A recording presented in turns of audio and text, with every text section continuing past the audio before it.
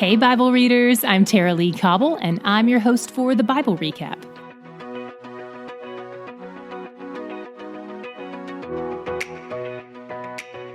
Today is going to be longer than usual because this text is packed, and I'm still going to barely skim the surface. So buckle up, and if you're listening faster than 1x, you might want to slow this down to normal speed. In fact, you may even want to listen to this one twice. Yesterday, we ended with God making a covenant with Abram, and today we picked up to read a little bit of Sarai's story. By this point, she's at least 75 years old, and she still has not had a child, even though God had promised Abram a child when he visibly appeared to him. So she does what many of us do when we feel like God is holding out on us. She takes matters into her own hands. In those days, servants were considered possessions, which, let me pause here to say this very important thing. This is one of those things in Scripture that is descriptive, not prescriptive. It's telling us what is happening, not what should happen. This is not condoning treating people like possessions. But in that ancient culture, that's what was happening. And basically, anything a servant owned, the master owned. So the child of a servant was considered the property of the master. Sarai used that cultural norm as her logic behind making her servant have sex with her husband. Because then, if the servant had a child, Sarai owned it. Sarai was tired of waiting. She wanted to take a shortcut. Have you ever been there? Let me give you cause to reconsider. Sarai's fear and impatience has yielded millennia of war and destruction that's still happening around the world today. What am I talking about? Sarai's servant Hagar became pregnant with a child she would name Ishmael, and Ishmael is the father of Islam, so Muslims regard him as a prophet and the ancestor of Muhammad. Years later, when Sarai and Abram finally had their first child together, whose name was Isaac, he begins the line of Abram from which the Israelites descend. Genetically, the Israelites of the Old Testament are the Jewish people of today. And in case you aren't up on politics or world news, Muslims and Jews have been at war for basically 4,000 years. Point being, our sin affects others. We never sin in isolation. So, unlike Sarai, don't let your fears or your mistrust of God determine your actions. Okay, moving on. After Hagar got pregnant, Sarai abused her, and Hagar fled from the home into the wilderness, pregnant, abused, and alone. Then, in 16:7, something very important happens. Let me set this up for us. Sometimes in Scripture, we see the term, an angel of the Lord.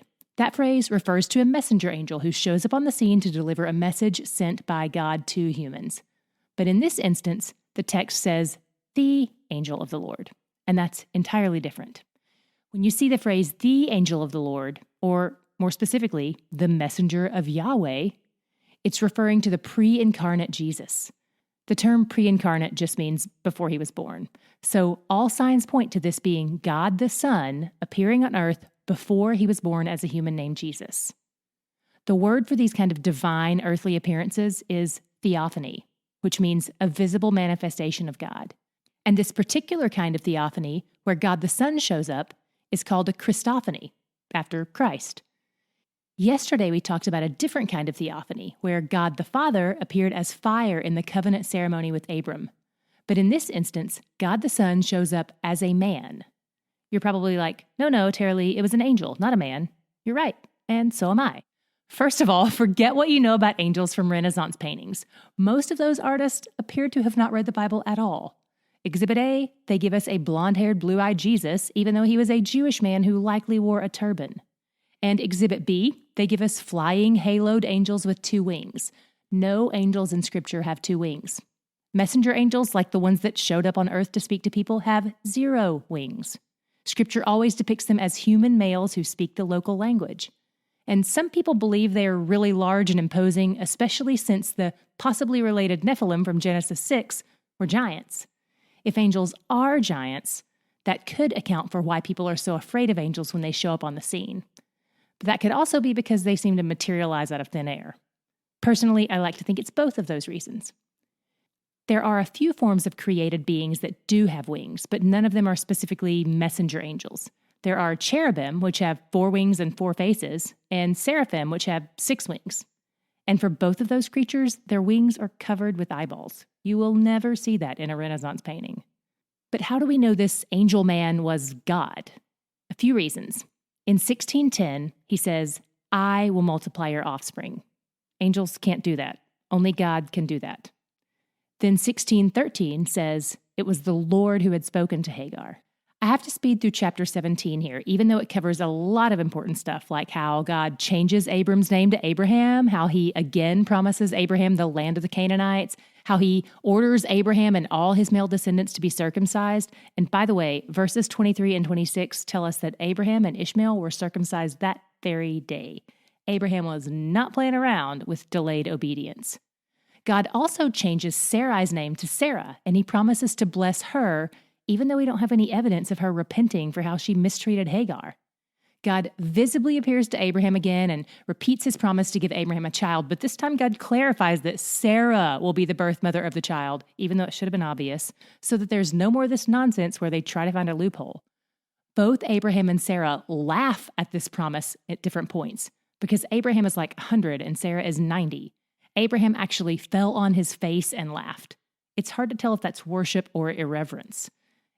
We get another theophany in chapter 18. Today is just chock full of God's earthly appearances. Again, there are references to the Lord appearing to him in verse 1, along with two other men who are identified later in 19:1 as angels. Also, you may have noticed that when it said the Lord appeared, that was in all caps Lord, like we talked about on day 1. This is YHWH, God's personal name, often pronounced Yahweh or Jehovah. Abraham is a pretty powerful, rich man, but he was so struck by God's appearance on earth that he bowed down in reverence and offered worship. And he did not want God to leave. He wanted to stay in God's presence. Verse 10 confirms again that this was God by saying the all caps Lord said, I will surely return to you about this time next year. Verse 19 confirms this again when he says, I have chosen him. I could keep going, but I'll finish with this last one. In verse 25, when Abraham is begging God not to destroy Sodom, which God is saying he's going to do, Abraham respectfully refers to him as the judge of all the earth. Now, I go back and forth on this, but I'm inclined to believe that this particular theophany was not a Christophany, that this was not God the Son. This was, I believe, God the Father, showing up as a human. I'm used to the idea of God the Son's divine appearance as a human because he was Jesus, but not God the Father with skin. It honestly just blows my mind and makes me want to stop talking. But I can't stop talking before we cover our God shot for today. What was yours? Mine was early on in the passage when the story zooms in on Hagar, the slave who had been forced to sleep with her 85-year-old master, then was basically driven out of her home and forced into the desert, where God shows up. He rebukes her a little bit, but then he makes her a promise. To be clear, Ishmael is not the child of the promise, but God still promises to multiply Hagar's offspring, and he fulfills that promise. Honestly, God really has no reason to pay special attention to her as far as loyalties are concerned. His commitment is to a specific family that she doesn't belong to. But because she has lived with that family, she knows who he is, and she knows what he is capable of. She even gives him a name, El Roi, which means the God who sees, or the God who sees me. The pre-incarnate Christ shows up in the form of an angel man, foretelling the birth of her child. And it might have been kind of a downer because he also tells her how that child Ishmael and his offspring would become an enemy of God's people. But I bet in that moment she cared far more about the fact that God spoke to her at all in the midst of her plight. God sees, and he's merciful, and he is where the joy is.